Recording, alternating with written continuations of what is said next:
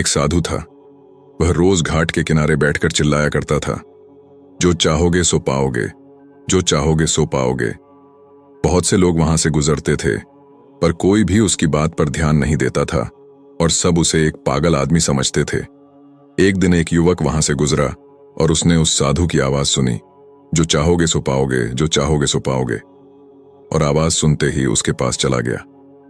उसने साधु से पूछा, महाराज, आप बोल रहे थे कि जो चाहोगे सो पाओगे, तो क्या आप मुझको वो दे सकते हो जो मैं जो चाहता हूं? साधु उसकी बात को सुनकर बोला, हाँ बेटा, तुम जो कुछ भी चाहता है मैं उसे जरूर दूंगा, बस तुम्हें मेरी बात माननी होगी। लेकिन पहले ये तो बताओ कि तुम्हें आखिर चाहिए क्या? युवक बोला, मेरी एक ही ख्वाहिश है, मैं हीरों का बहुत बड़ा व्यापारी बनना चाहता हूं। साधु बोला, कोई बात नहीं, मैं तुम्हें एक हीरा और एक मोती देता हूं, उससे तुम जितने भी हीरे मोती बनाना चाहोगे बना पाओगे। और ऐसा कहते हुए साधु ने अपना हाथ आदमी की हथेली पर रखते हुए कहा, पुत्र, मैं तुम्हें दुनिया का सबसे अनमोल हीरा दे रहा हूं। लोग इसे समय कहते हैं। इसे तेजी से अपनी मुट्ठी में पकड़ लो और इसे कभी मत गंवाना। तुम इससे जितने चाहो उतने हीरे बना सकते हो। युवक अभी कुछ सोच ही रहा था कि साधु उसका दूसरी हथेली पकड़ते हुए बोला, पुत्र, इसे पकड़ो, यह दुनिया का सबसे कीमती मोती है।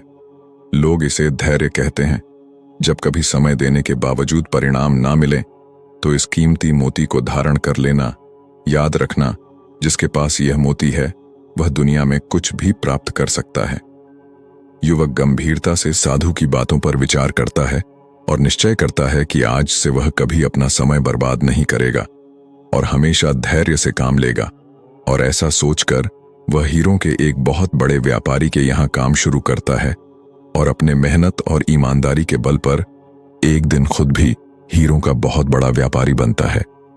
समय और धैर्य वह दो हीरे मोती हैं जिनके बल पर हम बड़े से बड़ा लक्ष्य प्राप्त कर सकते हैं। अतः जरूरी है कि हम अपने कीमती समय को बर्बाद ना करें और अपनी मंजिल तक पहुंचने के लिए धैर्य से काम लें।